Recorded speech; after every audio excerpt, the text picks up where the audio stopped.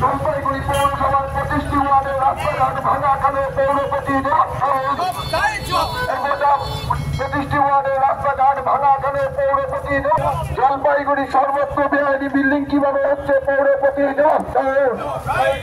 এই পৌরপতির বিরুদ্ধে দাও